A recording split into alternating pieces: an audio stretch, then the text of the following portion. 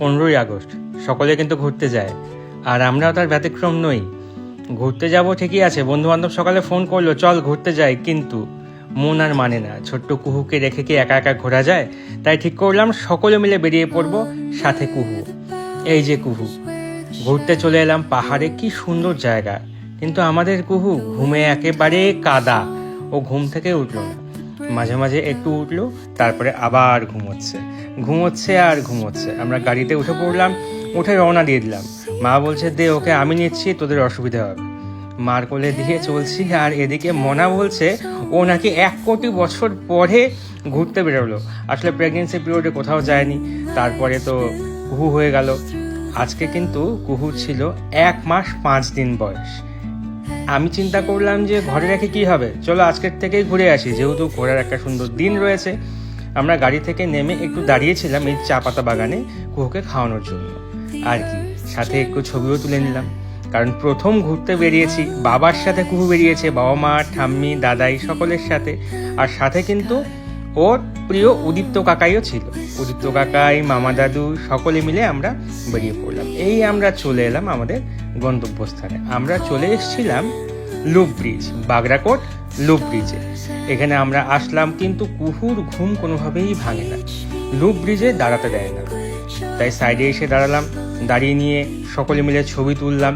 এদিকে আমার কুহুরানি খালি ঘুম আর ঘুম, ওর ঘুম কিছুতেই ভাঙে না। আর চারপাশে প্রচুর লোকের ভিড় ছিল, সবাই এসে এসে দেখছিল কুহুকে, যে এত ছোট্ট মিষ্টি একটা মেয়ে ঘুরতে এসছে এখানে। সকলে মিলে খালি কুহুকেই ঘুরে ঘুরে দেখছিল, আর আমরা একটু ফটো তুলে নিচ্ছিলাম, কারণ এই সুযোগটাকে মিস করা যায়। কুহু যতই ঘুমিয়ে থাক, ও যখন বড় হবে তখন ওকে দেখাবো যে দেখ তোকে নিয়ে আমরা ঘুরতে গেছিলাম কত সুন্দর একটা জায়গাতে। আর পাশে মা ছবি তুলছিল, ভিডিও করছিল। আমরা দুজনে মিলে বলছিলাম এত সুন্দর জায়গায় আসলাম, কিন্তু কুহু কিছুতেই আর ঘুম ভাঙে। আর এদিকে কুহুর দাদাই সবসময় চিন্তায় ব্যস্ত, যে কুহুর কোথায় অসুবিধা হচ্ছে, কি হচ্ছে না হচ্ছে। সর্বক্ষণ গোটা রাস্তায়, গোটা গাড়িতে শুধু কুহু আর কুহু। এই ও মনে এখন খাবে, ওর মনে হয় কোনো অসুবিধা হচ্ছে, ওর মনে হয় গরম লাগছে, ওর মনে হয় ঠান্ডা লাগছে, ওর চিন্তায়। বাড়িতেও তাই, সবসময় আমার বাবা এই নাতনিকে পেয়ে সবাইকে ভুলে গেল। ছোটবেলায় আমাকে কতটা কোলে নিচ্ছে আমি জানি না, তবে এখন বাবা সকালে হাঁটতে বেরোতো, সন্ধ্যায় হাঁটতে বেরোতো, এখন সব বন্ধ, সারা দিন নাতনিকে নিয়ে বসে থাকে।